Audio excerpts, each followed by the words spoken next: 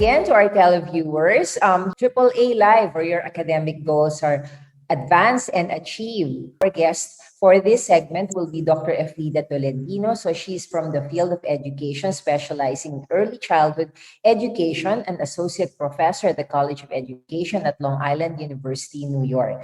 Welcome and good evening, Dr. Tolentino. Can you please greet our televiewers who are young people, their parents, stakeholders in the education sector in the Philippines and elsewhere? Thank you so much, Dr. Alcazar. I am Efleda Tolentino, and I have been in the teaching profession for 31 years. And I hope that this conversation that I have with Dr. Alcazar will serve to inspire you to be the kind of teacher that you envision. Okay, Thank thank you you. so much for giving us your valuable time. As always, you're very busy with all of your students. So I think let's begin our discussion with, of course, how you were able to develop your interest as a young person. So did you actually think that you wanted to be a teacher from a young age? How and when did you actually develop your interest in the teaching profession? I will go back as far as my early childhood years. As I recall, at 4 years old, I was already interested in teaching. And why is that? My mother is my first teacher. And I remember her spending time with me reading books together. She would point to the words. She would ask me to close my eyes to imagine scenarios. And then when I would ask her to read over and over again, I was fascinated with the way the narrative didn't change. And after that, I began to mimic how she read, and I did it with my dolls. And so I incorporated the readings into my play. At the same time, I also grew up with a paternal grandmother who was a teacher herself. She taught home economics. And it was during her classes that I had the opportunity to explore the spaces within the classroom. I like the smells and the sights of the classroom itself. I like the feel of chalk with my hand. I loved how her students were listening to her. And I wanted that so much that, again, I mimicked what I saw into my play. Seated across from me were my dolls and eventually my baby sister. And with a chalk in hand, I would readily practice what it was that I observed. Um, Many things happened between the time I was in my early childhood years all the way through high school. And I'd have to say, I got distracted from my interest in teaching. However, I came across a number of teachers that somehow brought me back to this calling. I had a teacher in seventh grade. Her name was Miss Paharon. She was our music teacher. She didn't care if you could sing. She didn't care if you took voice lessons. What she wanted was for all of us to just create harmony together. And we did. We believed in ourselves because she believed in us. I also remember one of our high school teachers. Her name is Mrs. Teresita Isidro. And why do I remember her? She wasn't only our homeroom advisor, she was our English teacher, but she also tapped the potential in each of us. She helped me discover something that was hidden all along, that I loved to act.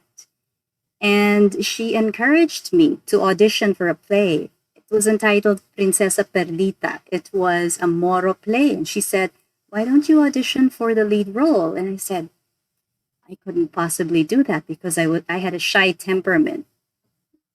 However, because she believed in me more than I believed in myself, I mustered the courage to audition and I got the part.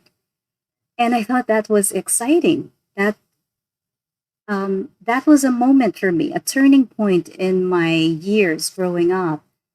And I realized that that cloak of shyness that probably had enshrouded me from the time I was in my elementary through high school years just disappeared because there was one person who believed that I could do it. And so I became so much more confident with myself. And because of this renewed confidence, I explored theater. I became a theater facilitator. I acted in plays. I auditioned. I became a member of the corps of sponsors. I counseled hundreds of cadets. I became lantern queen of the university. Um, I became a radio announcer and then a catechism teacher. So I wore many hats.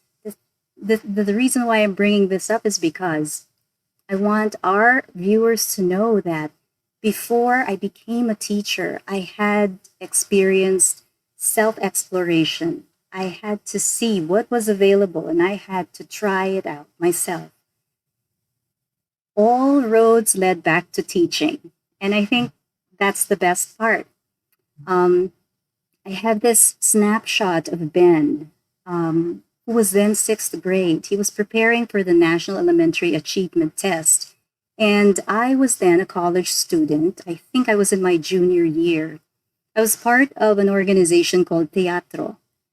Teatro was composed of early childhood as well as childhood teachers who wanted to tutor children but use play as well as creative modes in order for them to review for the test. And that's what we did. And the children had fun as they were learning. But at the same time, we also realized that many of the students were labeled by their teachers as at risk.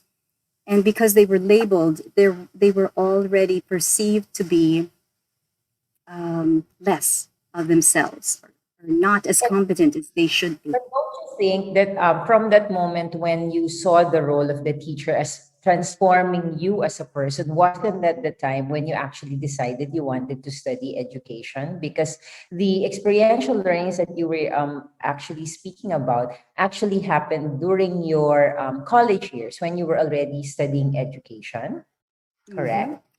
It did. It was during the college years where I felt more validated about what it was that I wanted to be. And it was also in the College of Education where I felt that I became more prepared to be a teacher of children, and that was in the Philippines. However, and if we fast forward to 30 years later, um, I feel that I have evolved from kindergarten teacher to a professor, from a researcher to a scholar practitioner, and at the same time, from an assistant professor to one who, who was a mentor to both doctoral students as well as masteral students. Yeah, And but so I I think that realized, the whole evolution naturally came about because of the experiences that you actually began as a classroom teacher. And why, in particular, did you choose early childhood education as your specialization? Was that decision made during your college years or only eventually? in my college years, I was set on becoming a reading teacher. Mhm. And that was because of the experience I had in tutoring as the sixth graders. However, my decision to be an early childhood teacher came during my doctoral studies. I was interested in learning about how to care for and nurture the development of infants, toddlers, preschoolers, and children in the primary grades. And this is why I took a doctoral um, in early childhood and elementary education. Mhm. And in And particular, during these years, between the years of 0 to 7, those are the formative years. So, how could you characterize the difference in teaching early childhood students or learners from that even of the primary or the elementary students? well, the early childhood years are the formative years. It is when the brain is forming, it is when language is developed. It is also when young children develop literacies. but they express these literacies through multiple modes. And at the same time, during the early childhood years, the foundation for social emotional learning as well as the development of their personality takes place. It is a time when the brain is most active in its construction. It is a time when relationships with caregivers, especially parents, become determinants in helping to influence a child's growth as well as development of their personality. How do you Um, perceive the role of the teacher during these formative years of the child? the role of the teacher is crucial in that, first of all, the teacher helps the child in his own process of self definition. We know that young children are very impressionable.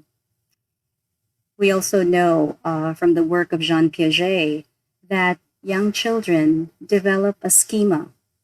A schema is like a mental organizer, a mental file. Through their schema, they're able to modify what it is they learn, assimilate, and at the same time accommodate information that is new to them. And then they use this schema in their own process of meaning making. When children are engaged in meaning making, this means they're making sense of the environment around them. They're making sense of ideas that they already have, and they continue to construct and build upon these ideas. And so it is important to create environments that will encourage young children to pursue their interests as well as their projects. It is important to create opportunities for them to talk, to grow in their language, and at the same time, if you're the kind of parent who wants to introduce more than one language to your child, this is the best opportunity to do so.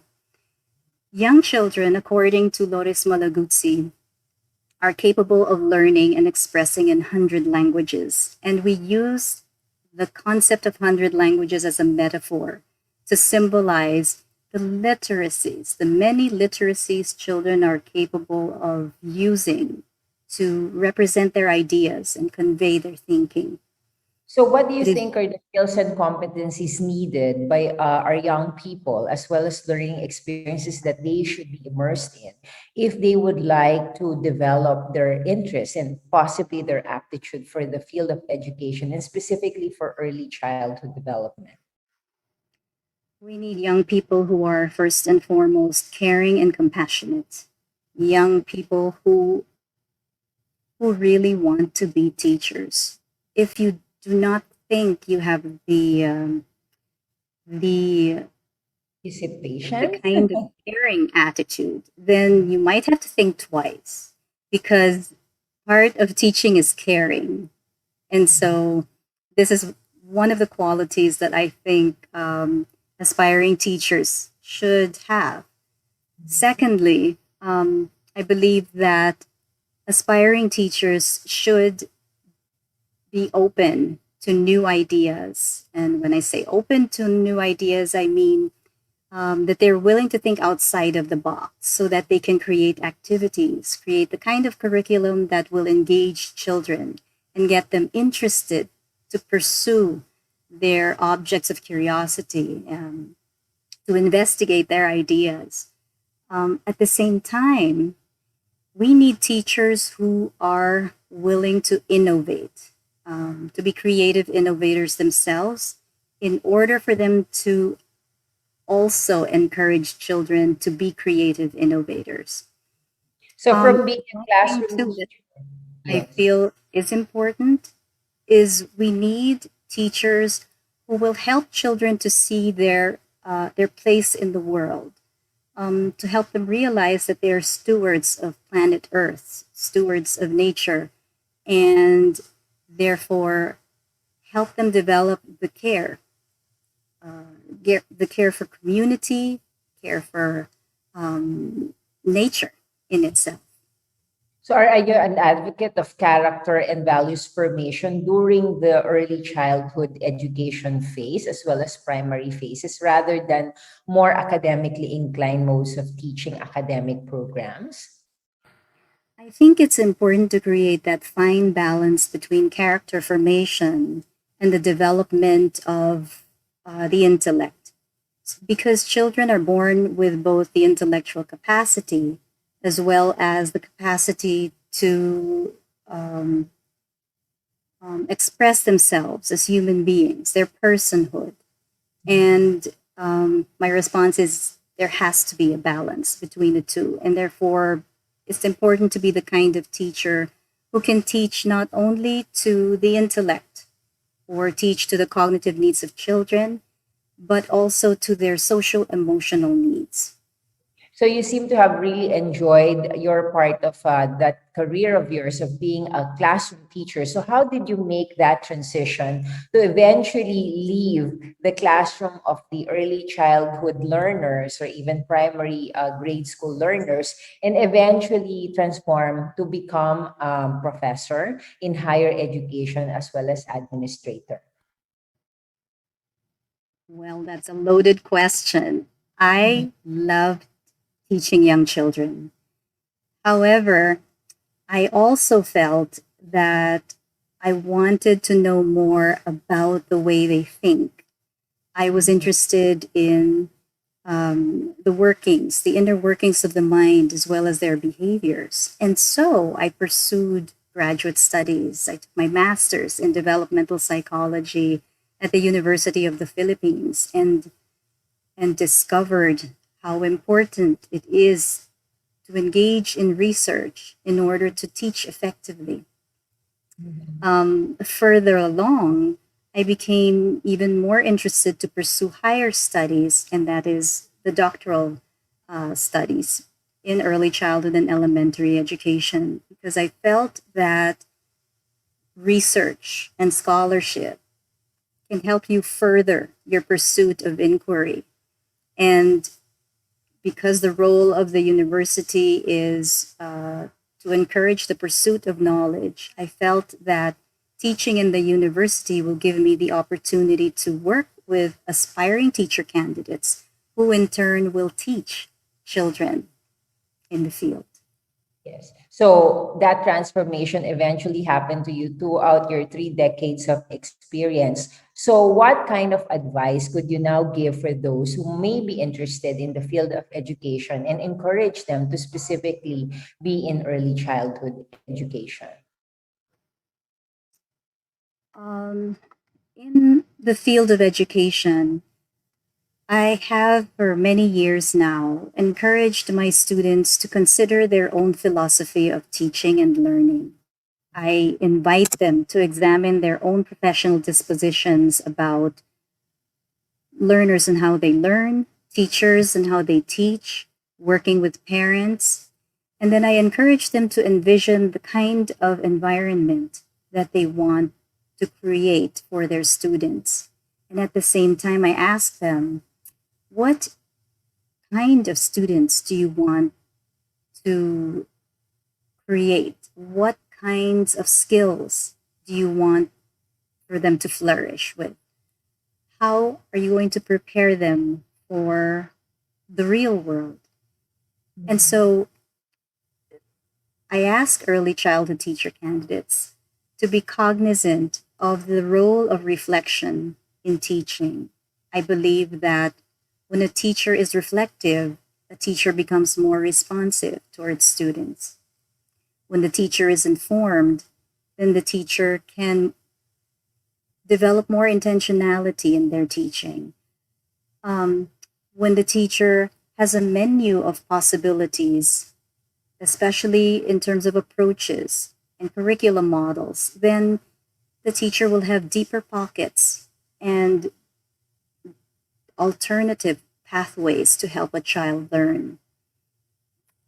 What teachers need to remember is every child is different and each child is unique. Every child has diverse abilities, unique capabilities, and it is up to us as teachers to use a pedagogy of listening, the kind of teaching that listens to children's words, the kind of teaching that observes their actions, and the kind of teaching that will push us to act upon what is there, or what we consider the potential of children. How are you now going to address the issue of digital technology, especially because we had undergone a year of the pandemic, especially because it affects early childhood education most acutely, in terms of like being able to teach young children through virtual means? That's a great question. Prior to the pandemic, much of the early childhood literature discouraged children, especially young children, from spending too much time in front of the screen. After the pandemic, we realized that technology has in fact served us as a community. It is through technology now that many children are learning. I I've been on sabbatical and have been conducting research in the field and have had the pleasure of observing young children who were preschoolers, 3 year olds, 4 year olds, and 5 year olds, engage in remote learning, conduct with their teacher, conducting morning meeting, calendar, weather, and then conducting experiments online. So, what is this telling us? The pandemic is a call to mindfulness. It helps us to think about our methods. It invites us to revisit what we used to do, the materials that used to be um, of use to us in classes, and think about how we can perhaps change or reform our teaching in ways that somehow adjust to the needs and demands of the times. In my sabbatical, I am especially interested in exploring models of teaching young children using remote learning, especially since there's so much uncertainty and we are not entirely sure if the next year or years will find us teaching using different formats, whether it's hybrid or in person or remote learning. So I guess So how do you I think would, now of the crisis actually that we are experiencing in terms of like education because of this uncertainty, and especially because young children are still not in a position to be protected from diseases or from the pandemic?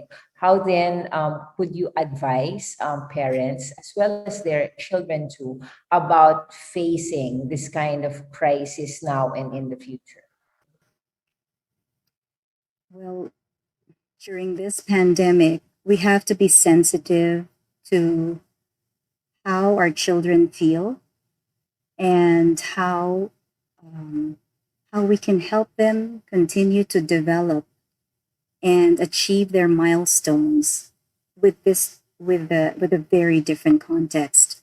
The role of parents, therefore, is going to be crucial. Parents will be the secure base of children moving forward. It is through their parents that they will learn about developing relationships, using their words. Will be through their parents that they will learn how to use the computer as they engage with their teacher online. Um, I think the role of parents and teachers will continue to remain key in influencing a child's interest in learning. Whether we teach remotely or in person, what we must remember is that every child will remain curious. They will remain motivated to learn, and it is up to us to sustain that motivation and to use whatever resources that are available in order to help them reach and sorry to flourish in their development. Yeah. So we really talked about the very crucial role that teachers can play, especially during the formative years and the transformation that are undergone by children through the influence and mentoring of teachers. But now we're really focusing on what could be a collaboration between teachers and parents because of the crisis that we have experienced and moving forward, the uncertainties that we still face. So, can you please give your advice to all of those young people, their parents, and stakeholders in the education sector as to how we can perceive the role of the teacher in the future and specifically in molding children in early childhood development? The teacher has to be a synergist, the kind of teacher that will recognize the importance of collaboration, not just with the community, but also with parents. I failed to mention earlier that during my observations of young children engaged in remote learning, there was one thing I noticed, and that was the important role that the parents were playing as they coordinated with the teacher. The teacher had I felt a stronger line of communication with parents. The teacher met with parents remotely on a regular basis, especially in planning curriculum and in informing parents about what projects were forthcoming. And at the same time, I realized that the cooperation between parents and teachers became the secure Was it like a the secure lifeline for the base students, right? The for the lifeline. students. Exactly. And initially, I was a bit pessimistic about conducting preschool through remote learning. But then I'm thinking twice because for as long as we are unable to hold classes in person, remote learning is a good alternative. It, in fact, can strengthen the relationship between the children, the parents, and the teacher, and, and still strengthen the community, the school community. I loved that session that I observed, wherein the entire school community, all the classes, threes, fours, and fives, their teachers and their parents gathered together remotely. And that was about 100 people online. And yet I could feel the commitment of the teachers, the affection of the parents, and the happiness that the children had by being together remotely. I So I guess what I'm saying is the instead of seeing the lack of possibility, it's important to see possibility and potential. So I think Moving forward. from you, a teaching professional, a dedicated mentor, what kind of advice now can you give to those who actually would like to be in the field of education, given that there are many challenges that are facing the education field right now, and especially if they will be teaching young learners for early childhood, moving forward henceforth? Okay. Moving forward, I guess what I would say is the greatest lessons can be learned in the company of children and teachers. Um, I suggest that even at a time of COVID, even during a pandemic, take time to observe classes so that you may learn how um, how young children talk to each other. You may learn about the needs and interests and questions of young children. And at the same time, shadowing a teacher will help you to learn what qualities are important so that you as a teacher can be a catalyst for learning as well as a support, pillar of support for children's socio-emotional development. Um, I suggest also taking time to engage civically or to participate in community initiatives, whether online or in person, as long as it's safe. Because it is through community engagement or civic engagement that you see your role in a project.